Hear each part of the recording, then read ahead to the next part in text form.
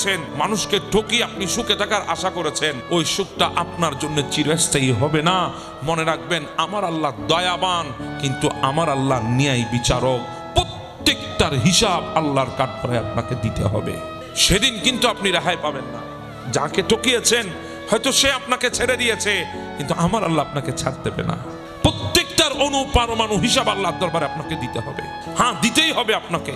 এজন্য আপনি বলেন ওই রবের দরবারে, ওই কথা বলেন, আপনি ফরিয়াদ করেন, আল্লাহ আমি হয়তো আপনার কাছে চাইতে জানি না, আল্লাহ আমার হয়তো ভাষা নাই, আমি আপনাকে বলতে জানি না, আল্লাহ হয়তো আমার কাছে সামর্থ্য নাই, আমি আপনাকে ভালো করে বুঝাইতে পারি না, কিন্তু আপনি তো সে আল্লাহ যিনি জমিনের উপরে পিঁপড়া যখন হাঁটে আপনি পিঁপড়ার শব্দ পর্যন্ত শুনেন।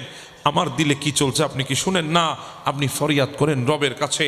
যদি ফরিয়াদ করেন, দেখবেন আপনি পৃথিবীর শ্রেষ্ঠ নিঃস্ব হলেও ওই রব আপনাকে এত দেবে, আপনি সেদিন রাখার মতো জায়গা পাবেন না।